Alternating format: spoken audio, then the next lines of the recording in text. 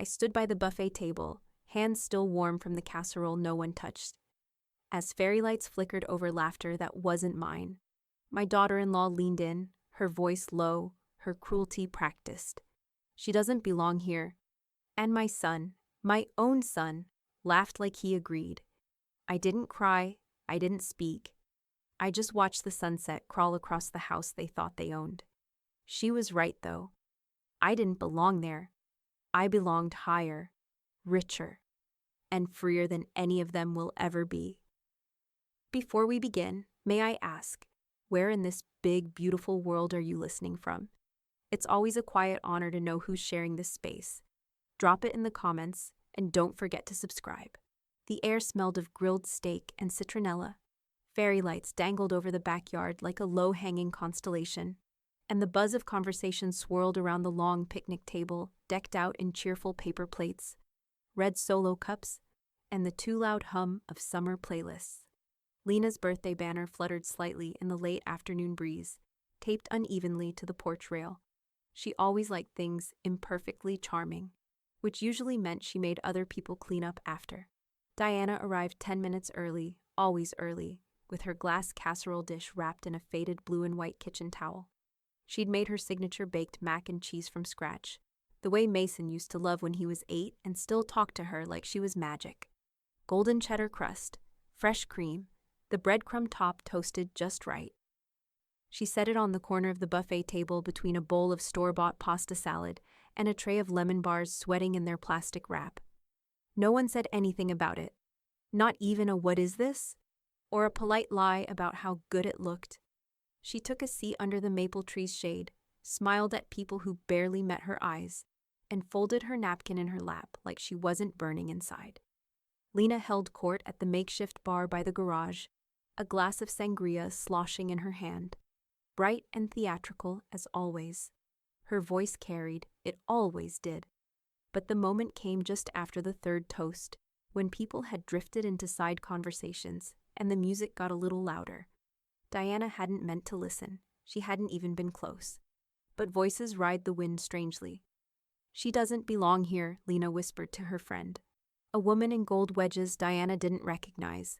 It was meant to be quiet, private, but Diana heard it, clear as a dropped plate. And what cut sharper, what stung more than the words, was Mason's laugh. Quick, tight, reflexive. A sound she once knew better than her own name. He didn't say a word in her defense, didn't glance her way, didn't scold or shrug or soften it with a "come on, that's not fair." Nothing, just that laugh, like it was fair. Diana didn't flinch. Her hands stayed folded. Her face didn't so much as twitch. She just sat there, watching the sunset turn the side of the fence pink, listening to the low hum of cicadas like background applause to her quiet humiliation. But people saw. People always see. Sophie, the only one in that family who still hugged with both arms, came over 20 minutes later while Diana was pretending to refill her sweet tea. Her voice was low and shaking slightly. "I'm so sorry," she said. She had no right to say that. Diana didn't pretend she didn't know what Sophie meant. She just gave her a tired smile, the kind women reserve for moments they've already rehearsed in their heads. "It's fine. Doesn't matter." But of course it did. It mattered like hell.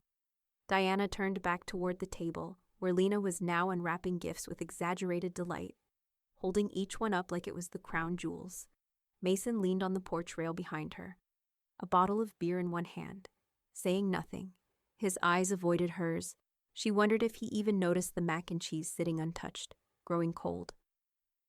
As the laughter swelled again and the party shifted toward sparklers and store-bought cupcakes, Diana reached for her casserole dish. It was still full. No one had even cracked the crust. She held it carefully with both hands and walked it back to her car. No one stopped her. No one called out. She placed it on the passenger seat, buckled it in, and started the engine in silence. The whisper still echoed in her ears, but it was the laugh that stuck. She had raised a man who knew better and watched him choose not to be better.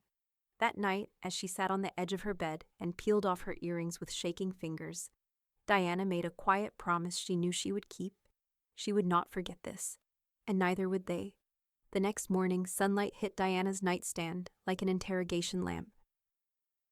Her earrings still sat in the shallow dish beside her bed, catching the light like small discarded weapons.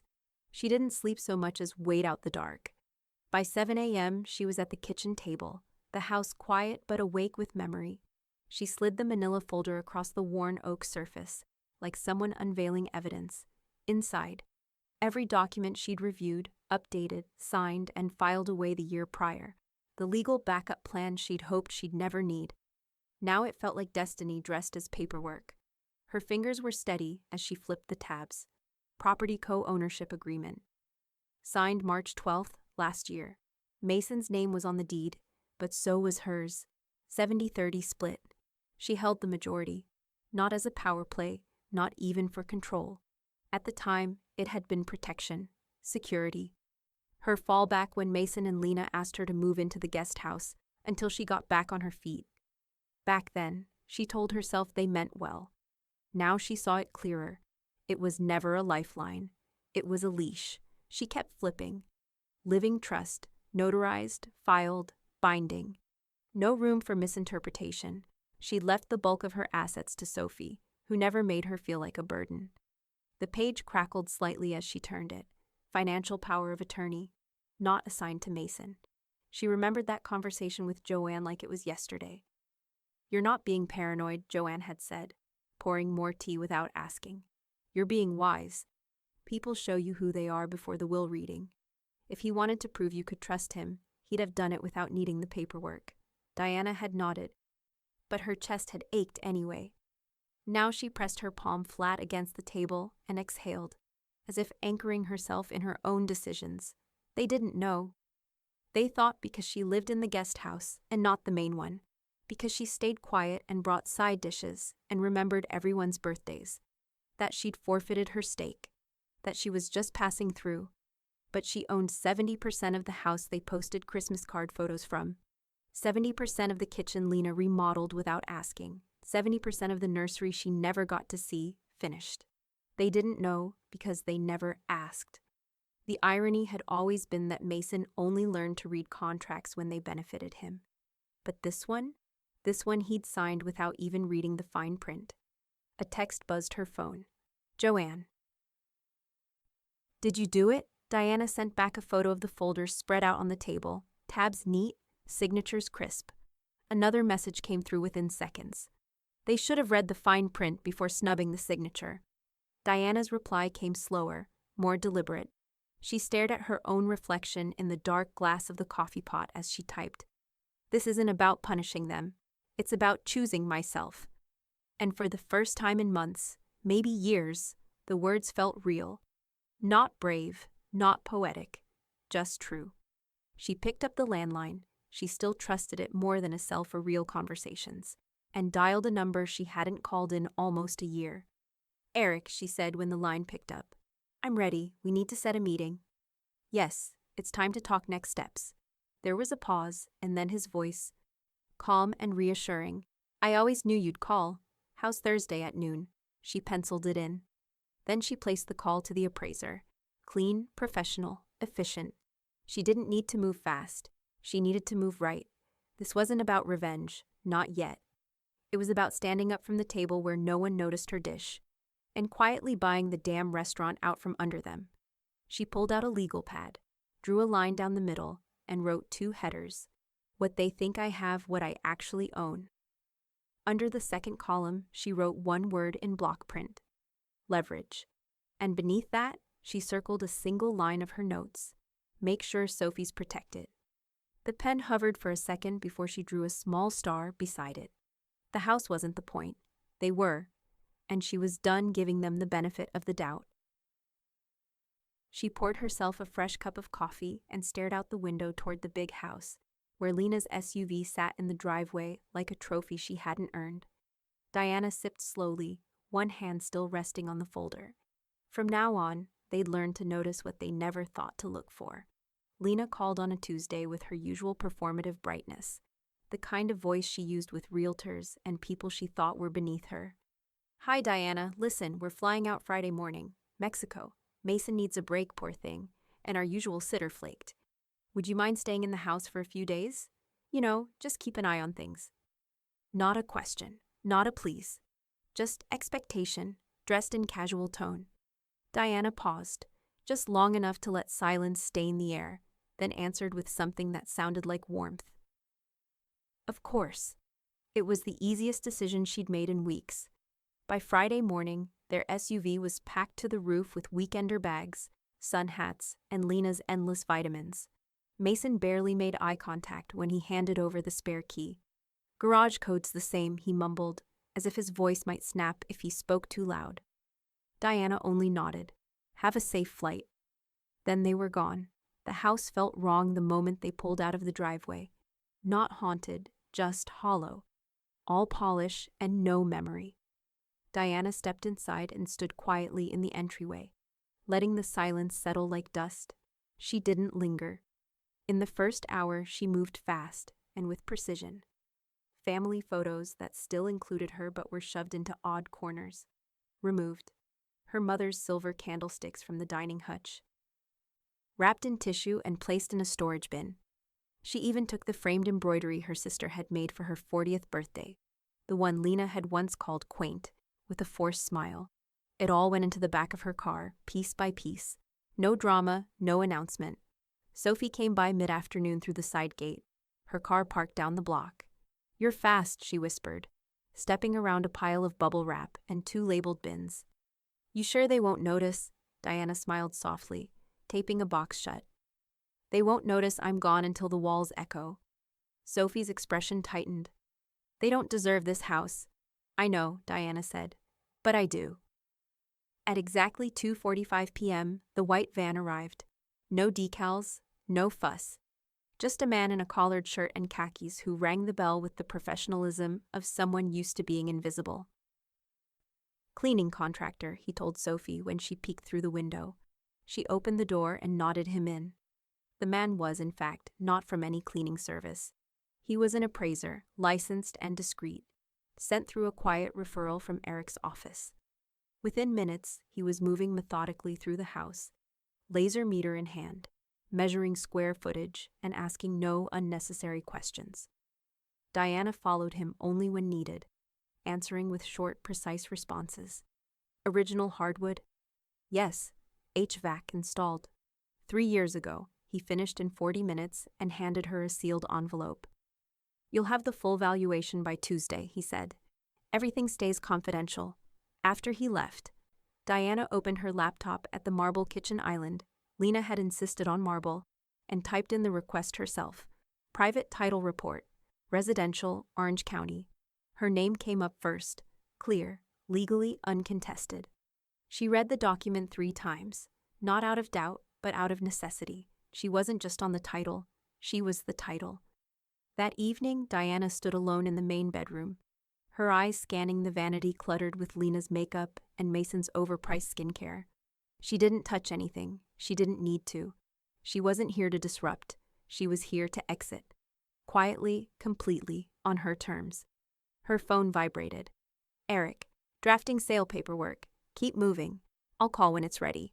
She turned off the lights in the bedroom, walked through the darkened hallway, and stepped outside into the crisp air. The guest house glowed faintly in the distance. Her temporary exile still lit like a consolation prize. But this wasn't exile anymore. It was staging. A slow, silent retreat from a house they never imagined she'd leave, and never believed she could take with her. Back inside, she gathered the last bin and shut the trunk of her car. No ceremony, just finality. The walls were already starting to echo. The post hit just after sunrise. A filtered photo of Mason and Lena clinking glasses poolside, ocean in the background, captioned, "Finally taking time for ourselves. Can't pour from an empty cup." Grateful married life. Diana stared at it for 12 seconds, just long enough for the algorithm to count it as engagement. She didn't like it, didn't comment, just closed the app and set her phone face down. There was no fury left in her, only focus. Today wasn't about emotion, it was logistics. By 8 o'clock, she was on her laptop again, logged into the quiet digital corners most people never look twice at. Bank dashboards, trust ledgers, insurance portals. Her posture was calm, her movements steady, like a surgeon preparing an incision. The first step was small, almost invisible. She opened the co-linked credit card, the one Mason still used for family expenses, the one he'd once promised to pay off every month, and transferred the remaining balance to her private account. 2 clicks later, she deactivated the card entirely. No warning, no explanation, just gone. Next came the consolidation, a clean sweep of everything that still bore 2 names. She liquidated an old investment fund, moved the proceeds to her individual portfolio, and closed out the shared line of credit that Lena had used for home decor and business retreats. Every confirmation email felt like a door locking behind her. Quiet, final, secure. By mid-afternoon, an encrypted message appeared in her inbox. Eric Hart. Bank notification. Joint account dissolution effective in 10 business days. Diana read it once, then once more, letting the words settle like sand finding its level. 10 days. That was how long it would take for their financial foundation to realize it had been hollowed from underneath. Her phone buzzed again. Joanne. Joanne. They're going to panic. Good. Diana smiled faintly at the screen, her reflection faint in the black glass of the monitor. She typed back, thumb deliberate, slow. Diana. Let them. It's the only warning they'll get. There was no satisfaction in the words. Just clarity, like naming a storm on the radar. Outside, the day had softened to gold. The air smelled faintly of eucalyptus and something clean, like new beginnings. Diana took her coffee to the porch, watching sunlight crawl up the eaves of the house she still owned. The house they thought was theirs. They would be home in 3 days. By then, the world they knew would already be quietly rearranging itself. Her phone rang, a local number she recognized from Eric's referral list. Nadia speaking, came the polished voice, confident and clipped. Eric mentioned you might want a private listing. I do, Diana said. No sign on the lawn. No public photos. I want discretion. Understood, Nadia replied. We'll limit showings to verified luxury buyers only. Confidentiality guaranteed. Diana nodded, though the agent couldn't see it. Send me the paperwork.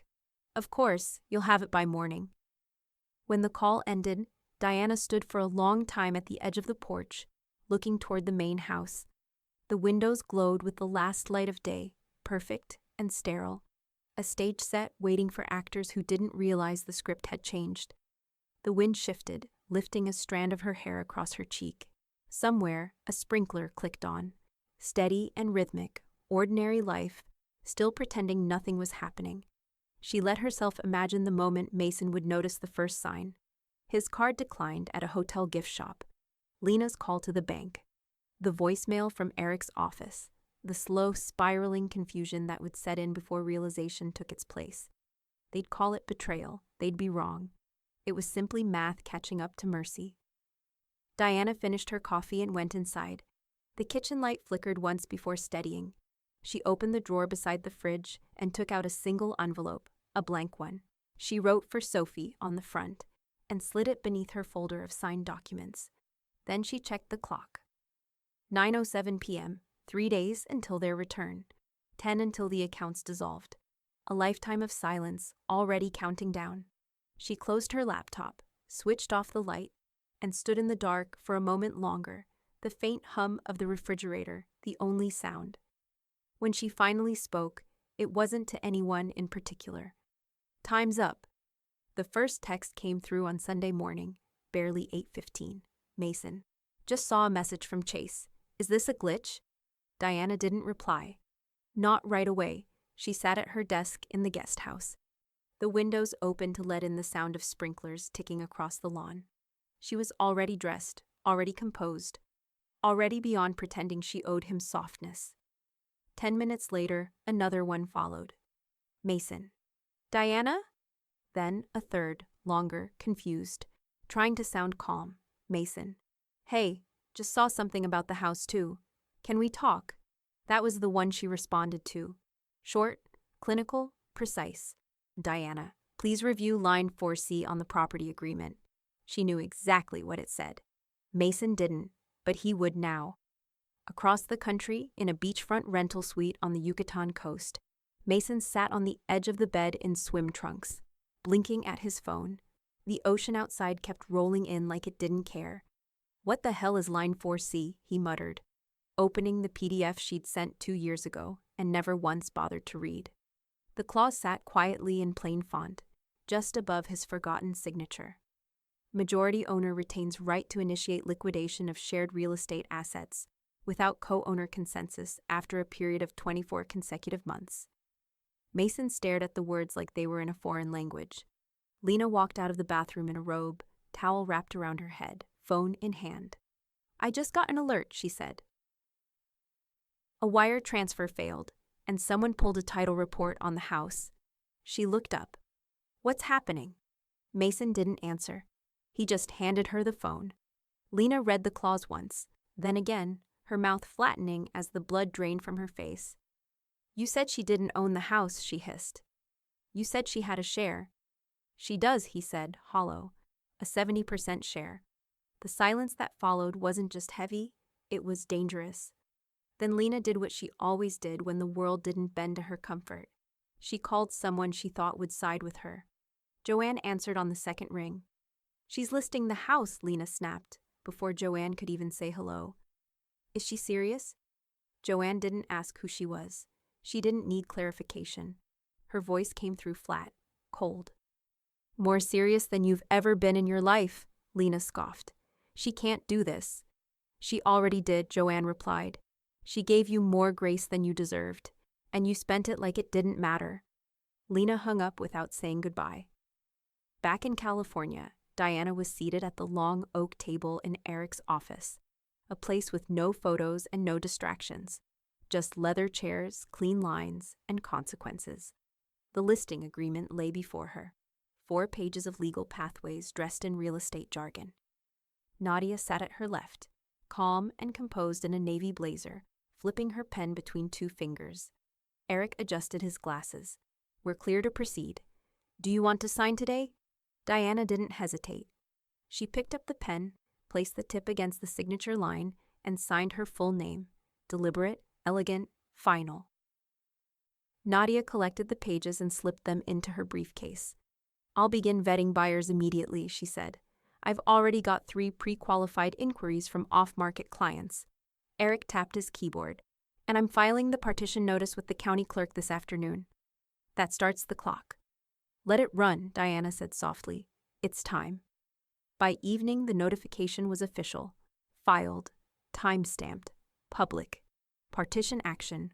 421 Maple Ridge Drive. Filed by Diana C. Westbrook.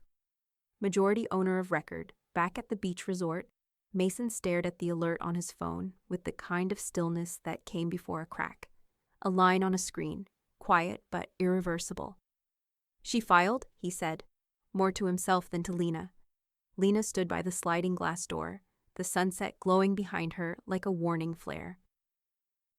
This isn't happening, she whispered, but it was, because Diana didn't raise her voice. She raised the stakes, and the final hand had already been dealt. The cognitive assessment took less than 40 minutes. It was quiet, methodical, paper tests, memory recall, a few verbal pattern sequences. The clinician smiled at the end, a little impressed. Your processing speed is well above average, she said, checking one last box. Frankly, your recall's sharper than mine, and I'm half your age. Diana smiled, not smugly, just safely. Good, she said. Please send the official file directly to Eric Hart, my estate attorney. By that evening, Eric had it locked in her records, digitally time-stamped, legally notarized, filed under Preventative Challenges, Estate Readiness. Clean as it gets, he'd emailed her. No one's questioning your competence now. If they try, they'll hit a wall of paperwork so thick, it'll take a judge 3 years just to read through it. She replied with 2 words. Thank you. That same week, she updated her medical and financial power of attorney. Mason's name was nowhere on either form. Sophie, calm-eyed and clear-spined, sat beside her in the notary's office as witness. When the final signature dried, Diana turned to her and said, You're the only one who ever stayed soft without getting small. Sophie squeezed her hand. You make it easy to stay. No tears, no speech. Just a moment shared between women who knew exactly what loyalty cost and why it was worth it. On Thursday morning, her phone rang. Unknown number. She let it go to voicemail. It was Mason.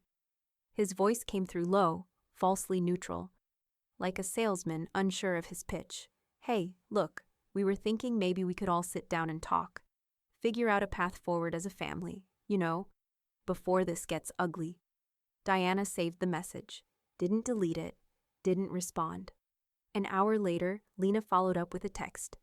Lena, let's schedule a family meeting, maybe at the house.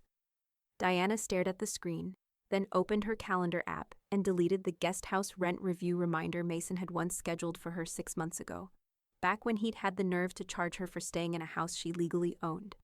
Then she replied, Diana, we no longer require shared logistics, and blocked both numbers. That afternoon, Nadia called.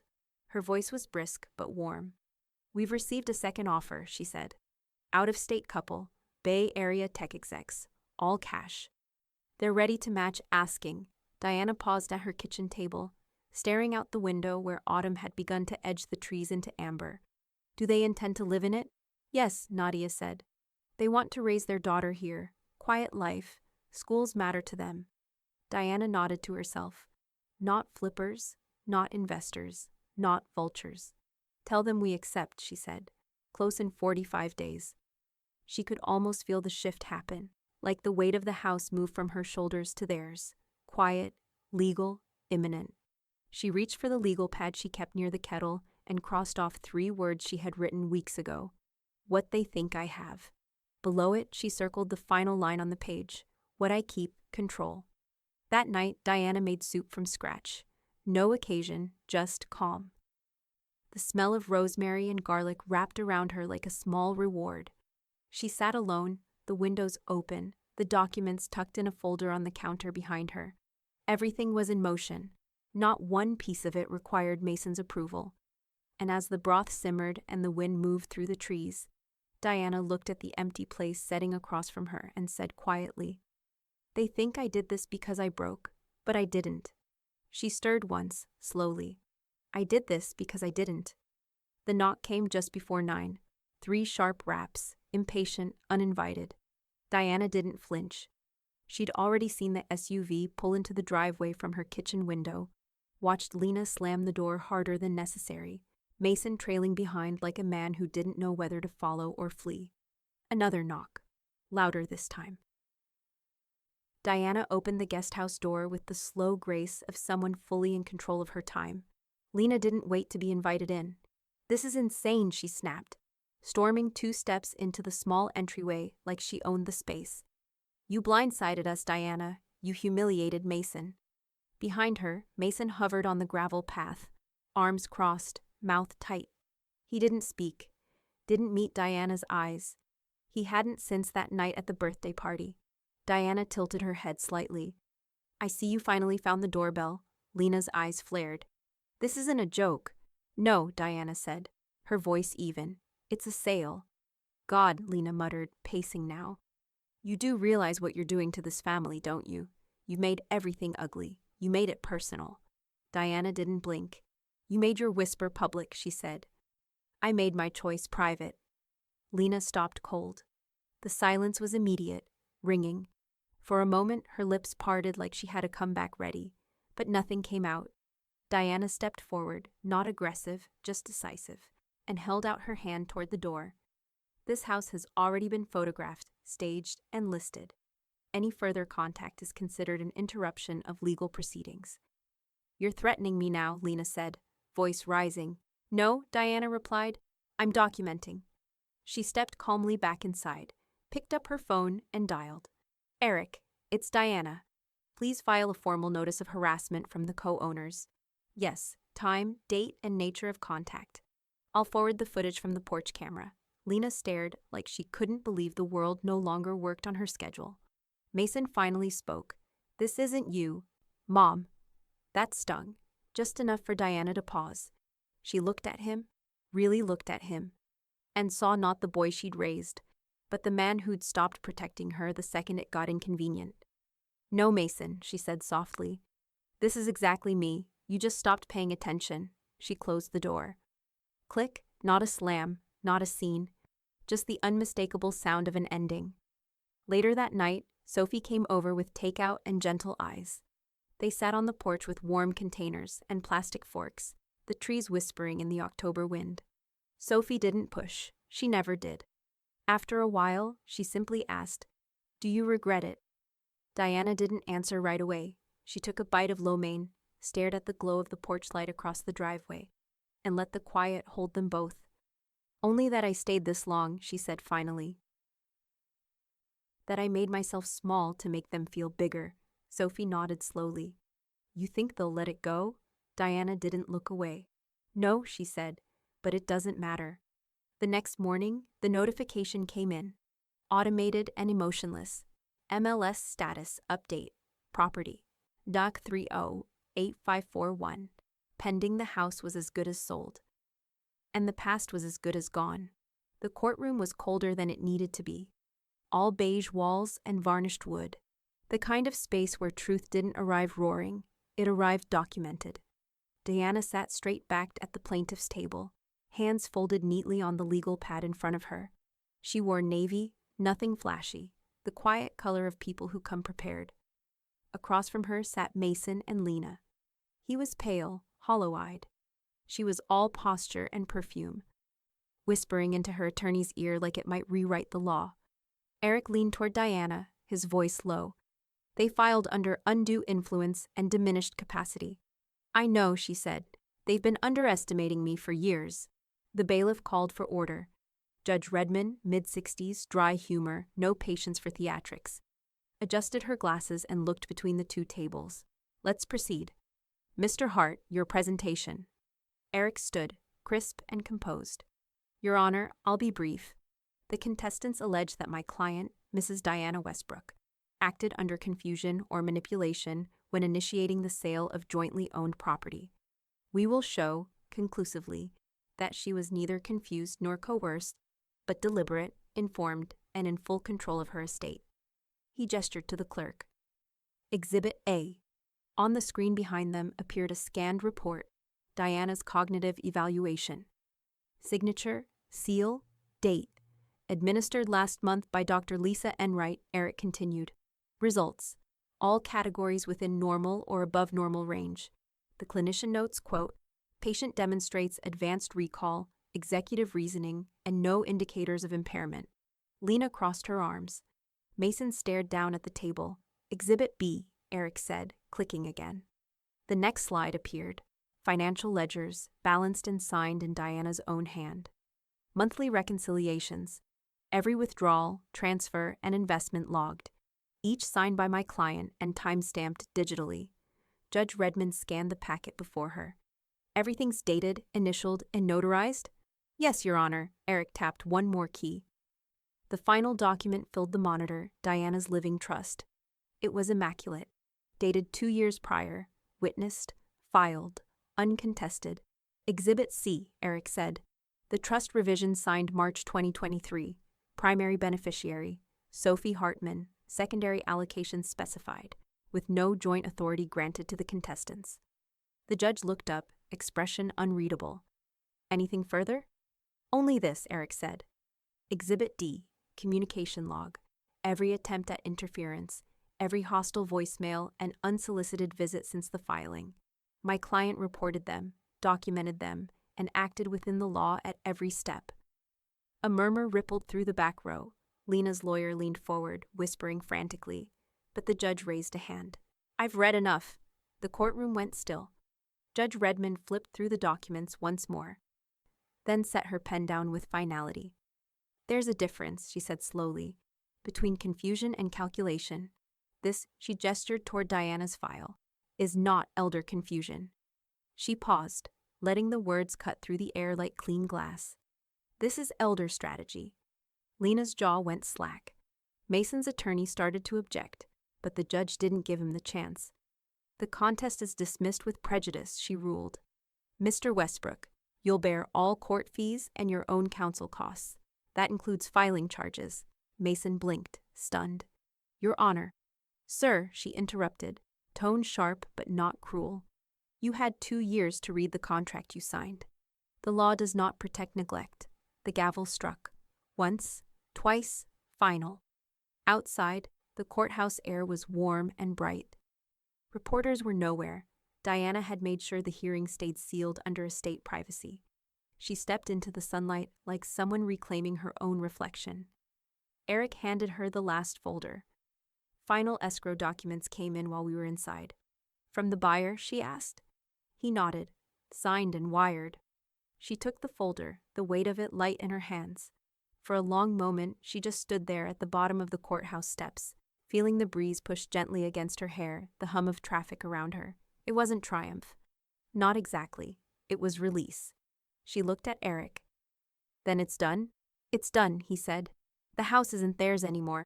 Diana smiled faintly, the first real one in months. Good, she said. Neither was I. Diana sat in the back office of Brighton and Flint Wealth Management, tucked into a slate-gray armchair that was more comfortable than it looked. Everything in the room whispered permanence: mahogany trim, oil paintings of landscapes no one had ever visited, and a silent clock that moved like it charged by memory alone.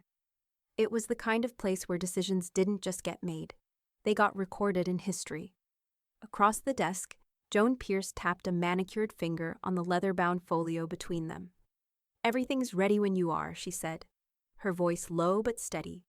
Joanne had been her banker for 12 years, discreet, razor-sharp, loyal, the kind of woman who wore silence like armor. Diana opened the folio, eyes scanning each page without rushing. She didn't need to ask twice. She'd reviewed it all last week, made corrections in red ink, and sent it back with surgical precision. Today wasn't for questions. Today was for sealing things shut. The documents were elegant, dense with legal precision and soft paper wealth. Page after page listed allocations: future tuition, a startup incubator contribution, private equity leverage, even a travel fund with line-item provisions for joy, learning, and soul recovery.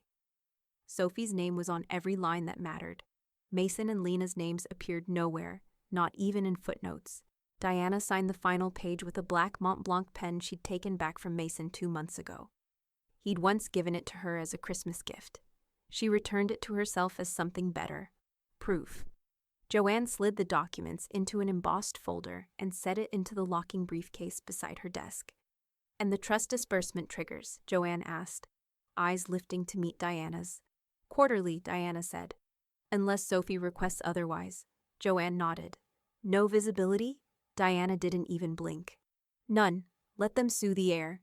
Joanne gave the faintest smile and turned to Sophie, who had been watching from the corner chair with her arms folded and that same calm restraint she'd carried through every court hearing. You're aware this is irrevocable, Joanne said to her. I am, Sophie replied. And you're ready? Sophie met her mother's eyes. I've been ready since the day Lena tried to freeze your accounts. Joanne clicked the briefcase shut. Then congratulations. You now control a future they won't even know exists. Diana stood, smoothing the front of her jacket. Let's keep it that way. They exited the office together, passing by a quiet hallway lined with photos of founding partners, men with gold-rimmed glasses and cautious smiles. Diana walked ahead, posture tall, the sound of her heels measured and even, not rushed, not hunted. In the parking lot, Sophie paused beside the car and looked at her. You didn't just escape, she said softly. You launched. Diana's hand hovered for a moment over the door handle. The sun had begun to drop behind the office buildings, slicing long shadows across the concrete. For a moment, the orange glare caught her eyes, and she looked far off, toward the horizon line, like it had whispered something private. She turned slowly, her voice even. And I didn't take anyone with me who hoped I'd drown. There was silence between them, deep and warm like something earned. Sophie reached for her hand, and Diana didn't flinch, just let it happen, their fingers locking like a code that still worked. But before either of them could say more, Diana's phone buzzed in her coat pocket. She drew it out, unknown number. She stared at it. It rang again, then it stopped. A voicemail notification blinked onto the screen. She hesitated, thumb hovering over the play button. Then she handed it to Sophie. You listen first, she said. Tell me if it's something that needs to be burned. Sophie raised an eyebrow, but obeyed. She stepped a few feet away, pressed play, and listened. Her face stayed neutral for the first 5 seconds. Then her expression hardened. Not fear, not shock. Strategy. She turned slowly back toward her mother, the phone still in her hand. "It's Mason," she said. "He knows you sold the lake house. He says he's going to challenge the sale. Claims you lied about the appraisal." Diana's jaw tensed. "I used the state-certified valuation." "I know," Sophie said. Then added quieter, "But he doesn't care." For a moment, they stood in the glow of the dying day. Two women, a briefcase full of legacy between them, and a man on the other end of a phone who still didn't understand what kind of opponent he'd created. Diana looked down the street, then back at Sophie. "Then let's remind him," she said. Voice steady. She unlocked the car. "Step 1, she added. "We go see the appraiser." And they drove off before the sun could set on their next move. The sky over Barcelona cracked open with gold as the plane descended. Diana watched the terracotta rooftops come into view, tilted, sun-washed, uneven in a way that felt like breathing again. The city stretched wide below her, lazy and alive. She pressed her forehead lightly to the window, the cool glass grounding her. No one knew she was here, not Mason, not Lena, not even Eric until last week. Her flat was tucked into the hillside above Gracia, a walk-up with chipped tile floors, lemon trees visible from the balcony, and a kitchen the size of a postage stamp. It didn't matter. It had light. It had silence. It had lockable doors that no one had keys to but her. In the mornings, she walked down the winding steps to the Plaza de la Virena, where the pigeons cooed like gossip and locals argued softly over cortados. Then she'd head to her workshop, a 5-week architectural sketching course taught in a sun-drenched room above a bookstore. The instructor barely looked at her twice after roll call, which suited her perfectly. She drew arches and balustrades and wrought iron balconies with the kind of attention she used to reserve for quarterly reports. Her notebooks filled quickly, lines that weren't perfect, but were hers. Her pencil moved without fear of being second-guessed. That was the luxury now. Making marks without permission. One afternoon, after sketching the Sagrada Familia from a bench, shaded by sycamores, she took a photo of the page and sent it to Sophie. "Not bad for an old strategist," she typed. Minutes later, Sophie replied, "You made it out." Then, seconds after, "And Mom, that shading? Power." Diana laughed aloud, startling a stray dog under the bench. She hadn't laughed like that in a while, not with her mouth open, not from the chest. It felt unpracticed. That made it better. Back at the flat that evening, a letter waited in her mailbox. No return address, but the handwriting was surgical in its elegance. Lena. Diana didn't open it, didn't sniff the paper or read the first line like an addict trying to wean herself off memory. She walked straight to the kitchen, slid the envelope through the shredder, and fed it to the past. The next day, an email from Eric arrived. Final summary attached, all assets transferred. All protections in place. The audit passed. You're 100% untouchable. Even if they tried to sue a cloud, they'd get rainwater. She read the line twice, smiled, replied only with, "Good, let the clouds be mine." Weeks passed like postcards, colorful, quiet, detailed. She filled entire mornings with light washes of ink, studying how sunlight moved across ancient stone. No one called her Mrs. Westbrook. No one called her at all. Then, on a warm May morning, a knock at the door interrupted her sketch of a sunlit stairwell in the Gothic quarter. She opened it to find Joanne standing there with oversized sunglasses, a Barcelona FC baseball cap, and a suitcase that looked freshly bruised by a baggage handler. "You look like a woman who just broke up with the IRS," Joanne said, stepping inside without waiting. Diana blinked, surprised, and then laughed again, the sound rolling out across the tile. They drank chilled kava on the narrow balcony, feet up on the rail, watching the street wind itself through late afternoon traffic. "You glow, damn it," Joanne said, squinting at her through the glass. "Like one of those magazine spreads that says, 'Divorced at 60, living like a queen.'"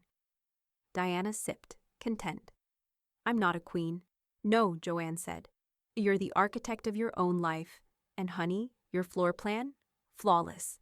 They clinked glasses, the kind of toast that didn't need to be earned with pain anymore. As the sun dipped low, Diana reached for the sketchbook resting on the arm of the chair. She flipped to a recent drawing, an open courtyard she'd found by accident behind a florist's shop, with wild ivy and a broken fountain. She handed it to Joanne. "That's my next step." "Buying property?" "No," Diana said.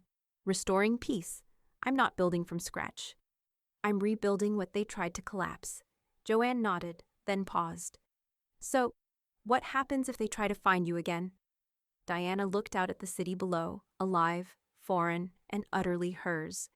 "They won't," she said. She stood, collected the empty glasses, and stepped inside. But behind her, on the side table where she'd set down her phone, a new notification blinked to life. Voicemail. Unknown number. U.S. country code. Joanne glanced at it, then called toward the kitchen. "Diana?" No answer. She picked up the phone, looked at the screen. Transcription not available. Just 7 seconds long. And a file name. Message from Westbrook Estate lawyer. Wave. Joanne frowned. Now what the hell do they want? She tapped play and froze. It started as whispers in familiar neighborhoods, backyards, bank lobbies, brunch tables in the kind of towns where people still cared who you used to be. Mason and Lena had returned home with mouths full of rewrites. "She's unstable," Mason told anyone who would listen. "You don't know what it was like." She was confused, isolated. None of it was her idea. "We were tricked," Lena added, mastering the art of feigned concern, manipulated out of everything we built with her. That lawyer, Eric, he coached her, took advantage of her grief. They said it at the country club, at the pharmacy, to a woman at a Pilates class Lena hadn't spoken to in 6 years. But the records spoke louder, and they were permanent. The cognitive report Diana had filed during the court case, the one with Dr. Enright's full certification of mental clarity, resurfaced in a quiet but brutal way. Attached as evidence in a real estate ethics panel Lena didn't know had been opened. Someone had submitted an anonymous tip, an internal review, something whispered, "Dig deeper." The trust documents, watermarked, timed, witnessed. Lena's fingerprints weren't on a single page. Even the voicemail Mason had sent threatening Diana's sale, filed and logged under Eric's firm's server before Diana left the country, now lived in a university law clinic's training archive, under a folder labeled Elder Financial Boundary Enforcement, Modern Precedents. The case name, Westbrook versus Westbrook et al. Used in 6 mock trials, and counting. In Vermont, Nadia, Diana's former agent and now a minor legend in local listings, closed another lakefront property deal. The buyer, a quiet woman from Albany, had pulled Nadia aside at closing and said, "I read about what you handled with the Westbrook estate. That took guts." Nadia smiled, professional and measured. Sometimes clarity comes disguised as litigation. A week later, she sent Diana a postcard. Just a watercolor of Lake Champlain and 2 words in blue ink. "Still yours." Back in Barcelona, Diana read it over morning espresso, then tucked it into her sketchbook, next to a scribbled rendering of the lake house dock from memory. Quiet water, no footprints. Her inbox pinged. "Sophie, subject. You're going to want to frame this." Diana opened the message and read, "My ethics professor brought up your case today. Said it's a blueprint for strategic exit, legacy preservation, and personal sovereignty. Called it one of the most elegant reversals of generational exploitation he's seen in American estate law." The class clapped. Mom clapped. "You're legendary." Diana didn't cry. Not really, but her breath caught in the way that happens when something old inside you finally exhales. That evening, Eric called from his office in Boston. The time difference made it close to midnight for him. "I wanted you to hear it from me," he said. "We've just submitted your file for use in the continuing legal education materials. Not just the court documents, your timeline, your process. You've become the case attorneys study when they want to teach clients how to walk away without setting fire to the ground." "Good," Diana said quietly. "Let them learn, but let them also know it took everything." Eric didn't argue, just exhaled slowly. "I know." They said their goodnights.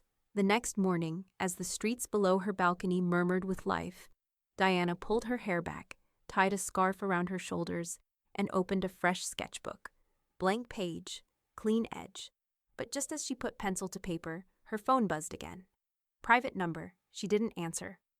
A minute later, an email arrived. No subject line, no body text, just one attachment. A JPG. She opened it. It was a photo, grainy, zoomed in, her, sitting at a cafe near Plaza del Sol. The timestamp, yesterday. She went very still. In the reflection of the cafe window, just behind her shoulder, a man stood holding a phone. Not Mason, not Eric, someone else. The sender's address? No reply, westbrookgroup.us. Her jaw tightened. This wasn't blame anymore. This was surveillance, and someone had just made it personal. The stage was simple. One soft-lit armchair, a low table with a glass of water, and a backdrop painted in shades of dusk and sea. The auditorium in Lisbon's Fundação Oriente was nearly full. Retired attorneys, student researchers, digital nomads in linen, all drawn in by a lecture titled Exit as Legacy, Financial Autonomy After the Storm. And there she was, Diana Westbrook. Hair pulled back into a low knot, sleeves rolled to the elbow, speaking into the kind of hush that only arrives when everyone has stopped checking the time. I used to believe peace came after the fight, she said, voice calm, steady. But I was wrong. Peace isn't what waits for you. It's what you claim in the middle of being misunderstood. It's what you build while they're still trying to erase you. She took a sip of water, then continued, eyes sweeping the room but not pleading with it. You are not selfish for refusing to be shelved. You are not cruel for walking out with your name still intact. That is not abandonment. That is architecture. From the third row, a woman near Sophie whispered, "That's the line. That's the one people will remember." And she was right. The video of Diana's talk, trimmed to 7 minutes and subtitled in 5 languages, went viral within days. Our estate exit trended in forums from Boston to Bangkok. Quiet women in quiet situations started forwarding the clip to lawyers, to sisters, to themselves. In the footage, Diana never once said Mason's name. Or Lena's. She didn't have to. The absence was the power. She spoke like someone who no longer flinched when remembered. And Sophie, watching from a side seat in the wings, hands folded in her lap, had never looked prouder. Later that week, she filed paperwork to launch the Westbrook Forward Fund, a scholarship program for first-generation college students navigating guardianship disputes or financial manipulation. She seeded it with money from her first trust disbursement. The tagline read, "For those taught silence but choosing legacy." She emailed Eric, "Make sure Mom never sees the amount. She'll try to talk me out of it." To which Eric replied, "Too late. She already called. She's trying to add to it." Meanwhile, back in Vermont, the silence around Mason and Lena wasn't cinematic. It was clinical. Mason's golfing group disbanded quietly after someone forwarded them a local news link with Diana's court victory, quoted verbatim. Lena's consulting clients dropped off one by one, always with a version of, "We're reevaluating our budget for Q3. At a dinner party in Montpelier, someone asked Mason why Diana's case had made it into the Vermont Bar Association newsletter.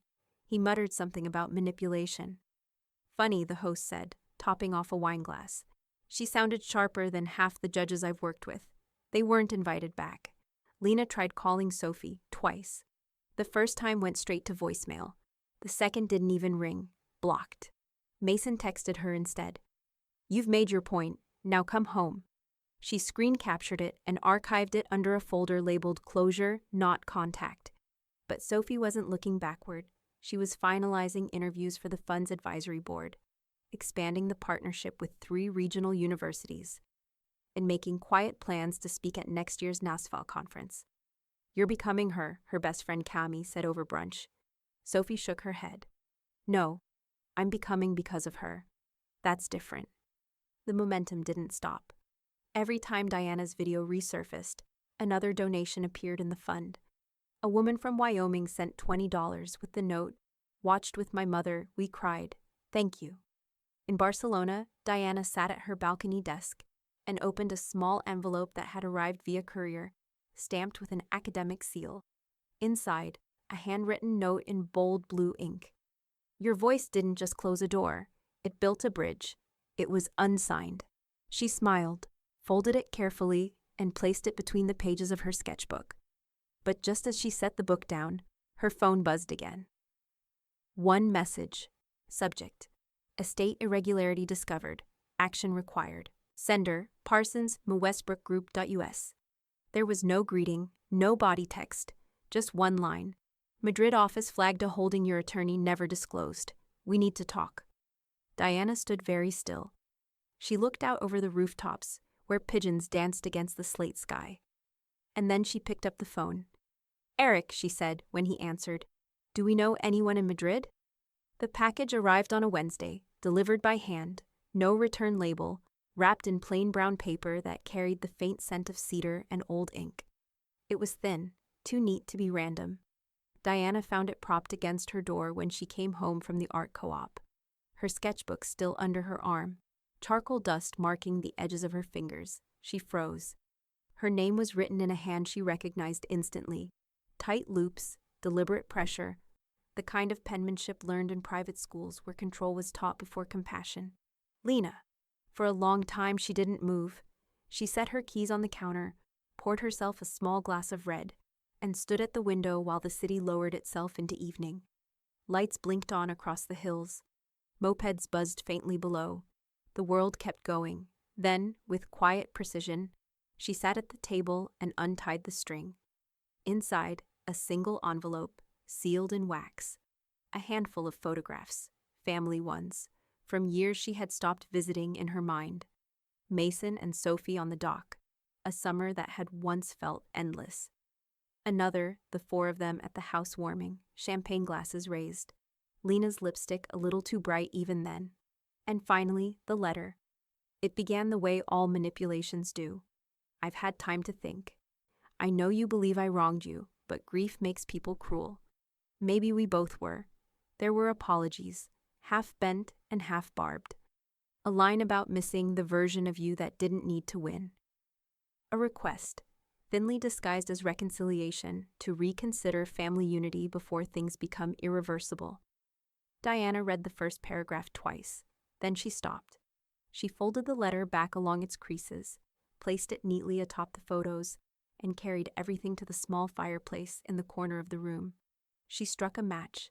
The paper caught slowly, edges curling in on themselves, the ink liquefying into soft smoke that rose and vanished into the flue. Joanne arrived halfway through, letting herself in with the spare key Diana had given her months ago. She stood there a moment, watching the small, deliberate ritual. Closure doesn't mean ceremony, Joanne said quietly. Diana didn't look up. It means nothing left that holds heat. The last photo blackened, Sophie at 12, her smile still unguarded, and the fire went out with a soft hiss. For the first time since the court case, the room felt airless but not heavy, like a stage cleared after the final act. 2 days later, Eric called. Madrid's cleared, he said. The holding was a duplicate record from a presale account. No funds, no liability, no contest. You're clean, Diana, every thread tied. Everyone? Everyone. She exhaled slowly, as if her lungs had been holding that sentence for months. And Sophie? She asked. Eric's tone brightened. Graduated early, top of her class. The fund covered everything, tuition, travel, no debt. She's already designing next year's scholarship cohort. You raised a hurricane with discipline. Diana smiled faintly. I raised someone who learned the difference between mercy and surrender. That night, she sat on the balcony, the same chair, the same street below, Barcelona's hum rising like distant applause. The fireplace crackled faintly behind her, just embers now. She picked up her sketchbook, opened to a blank page, and began to draw, not buildings this time, but a shoreline. The Vermont lake, remembered through the filter of distance and dusk. When she was done, she signed the corner. Just DW. She stared at it for a while, then reached for her phone to send Sophie a photo, but stopped. She didn't need to. The silence between them wasn't distance. It was trust. She closed the sketchbook, blew out the candle, and stood to turn in. But as she passed the small table by the door, she noticed something she hadn't before, tucked beneath the mat where the package had been left. A second envelope, smaller, no handwriting this time, just a printed label, private, for recipient only. The postage mark was Madrid. Diana stared at it for a long moment. Then she set it beside the fireplace, untouched, and walked away before the curiosity could catch flame. The letter came folded in half, tucked inside a blue airmail envelope, edges smudged by travel and human handling. No sender name, just a return address from Wisconsin. The handwriting was careful, but not practiced, each line slightly uphill, as if the writer didn't trust the steadiness of her own hands. Diana found it in her postbox on a Sunday, after a long walk through the narrow streets of Gracia. The day had been warm, clear, and ordinary in the best way. Fruit stalls humming, a child chasing a soccer ball down the alley, the world unhurried. She sat on the balcony to open it, sunlight falling across her lap. Mrs. Westbrook, you don't know me, but I watched your Lisbon talk after my daughter sent it to me. I'm 68. I've lived in my son's house for 3 years since my husband passed. I thought I owed him my quiet. I thought peace meant obedience. But after your words, I packed 2 suitcases and left. I rented a small studio downtown. It's not much, but it's mine. I have keys in my own name again. Thank you for showing me it's not selfish to want air that belongs only to me. You don't owe me a reply. I just wanted you to know your story changed another woman's ending. It was signed simply, Janet M. Diana read it once, then again, her fingers tightening slightly on the paper. The words didn't sting, they settled, like rain finding the soil it was meant for. She felt her throat close, the kind of ache that wasn't sorrow but recognition. Tears came, not hot or frantic, but quiet, balanced, the kind that knew their place. Joanne arrived later that afternoon, carrying a bakery bag and her usual irreverence. She found Diana at the table, letter unfolded beside a half-drunk cup of tea. Joanne glanced at it, then at her. Good tears or bad? Neither, Diana said softly. True ones. Joanne smiled, unwrapping 2 pastries. That's the best kind. Fewer calories than regret. That night, Diana emailed Sophie a scanned copy of the letter with no explanation. Sophie called within minutes, voice thick with pride. You didn't just rise, Mom, she said. You lifted. There was a pause, the kind of silence that said more than memory could. After the call, Diana opened her journal, once a ledger, now a canvas, and began writing small fragments. Not chronological, not even tidy, just truths. I used to think control was a synonym for safety. It isn't. Some doors only lock when you stop standing in the threshold. Freedom doesn't need witnesses, just consistency. She wrote for hours, each line a dismantled version of the old life. Weeks passed, and the essays grew. 12 in all, handwritten first, then typed at her kitchen table while the city exhaled outside her window. Joanne visited often, offering edits that mostly involved crossing out adjectives and adding laughter in the margins. You're not writing for applause, Joanne said one evening. You're writing so someone else stops apologizing for surviving. They printed 50 copies at a small press near the port. Pale cream covers, minimalist font. The title, Blueprints for Leaving. Diana paid for the first run herself, refused any distributor. This isn't for profit, she said. It's for proof. The book found its way anyway, passed from book club to therapist office to legal aid workshop. By winter, a local literary blog wrote, Westbrook's essays are quietly radical, gentle in tone, surgical in precision. A map for anyone who's ever been told their exit was betrayal. Sophie mailed her the clipping with a note. You're trending again, architect. Diana pinned it to the edge of her desk. Not out of vanity, but as reminder some structures endure because they never ask for permission to stand. That night, she hosted Joanne for dinner, wine, grilled sea bass, laughter that spilled past midnight. As they cleared the dishes, Joanne noticed the blue envelope still on the shelf above the fireplace. You kept it, she said. I keep reminders, Diana replied, not relics. They sat for a moment, the room humming with comfortable silence. Then Diana's phone buzzed on the counter. An email. Subject, Translation Rights Inquiry, United States Release. The sender, a publishing house from Vermont. Joanne grinned. Well, looks like the homeland's come calling. Diana glanced at the screen, then out toward the dark horizon beyond her balcony. The sea was ink black, alive, endless. She smiled, but it was the kind that carried both pride and warning. "Let them read," she said softly. "Just not rewrite." The sea whispered in a language older than memory. Diana sat beneath a striped umbrella at a quiet cafe overlooking the Mediterranean, her espresso cooling slightly as the breeze carried the scent of salt and orange blossom. The chair beneath her was carved wood, gently uneven, worn smooth by decades of conversation. Her sketchbook lay open beside the cup, a new page nearly finished. A small terrace perched above a cliff, arched window, sunlight falling across a lone chair. She had titled it Freedom in Frame. She smiled at it. No edits needed. Across the street, a vendor arranged tulips in an iron vase, whistling under his breath. The world felt like it had finally exhaled without asking who it needed permission from. Diana looked down at her keys.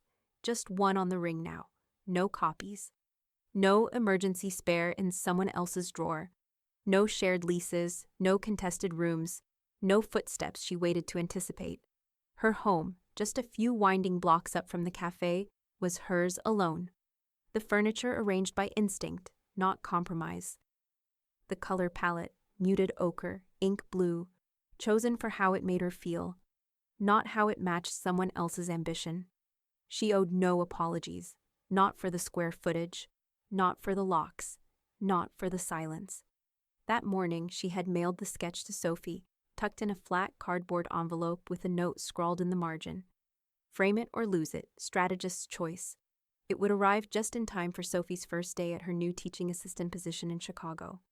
A full-circle kind of symmetry Diana hadn't planned, but quietly honored. Joanne arrived halfway through her espresso, wearing a wide-brimmed hat and sunglasses too large for the latitude. She dropped into the chair across from Diana with a dramatic sigh and snapped open a fan. "Every time I visit, you look more untouchable." Diana raised an eyebrow. "Is that a compliment or a warning?" "Both." Joanne leaned back, glancing at the sketch. "You rewrote the hierarchy," she said, "and you look damn good doing it." Diana didn't deny it. She reached for her cup and sipped. "I was never beneath them," she said calmly. "Just ahead." The statement sat between them like a closing argument. Later, as they strolled back toward Diana's flat, passing alleyways washed in sunset and laughter, Joanne paused at a small street plaque. A quote etched into ceramic, translated from Catalan. "To live without chains is not to run. It is to walk without fear of who follows." Joanne tapped it once with her fingertip. "That's you. You should steal it." "I already did," Diana said with a wink. They parted at the corner, Joanne heading back to her guest apartment near the port. Diana winding upward toward home, bag slung casually over her shoulder. Inside, the apartment was still. She poured a glass of mineral water, propped open the window shutters, and sat at her writing desk. The inbox was full again. Small publishers, non-profit groups. One quiet inquiry from a literary agent with a personal note that read, "No edits required." She didn't rush to answer any of them. She flipped through her sketchbook instead, pausing at the last page. It was blank. She stared at it for a long while, then, without needing to plan, began to draw. A woman, profile view, seated at a desk, window open, light on her face, a sense of movement, not from what she was doing, but from what she no longer had to outrun. Halfway through the drawing, her phone buzzed once. An old voicemail had expired from the cloud archive. System deletion. Mason and Lena's voices, reduced now to metadata, gone, not blocked, not silenced, erased. There was no one left to find her. No one watching. No one owed. She closed the sketchbook, and in the quiet that followed, Diana finally spoke aloud the memory that had haunted her for years. Not because it hurt, but because it had never been properly understood. "My daughter-in-law whispered, 'She doesn't belong here.'" She smiled faintly, brushing a loose strand of hair behind her ear. She was right. She rose, walked slowly to the balcony, the ocean gleaming far below. "I belong higher," she whispered, "richer, and freer than any of them ever will be." And somewhere behind her, the final page dried.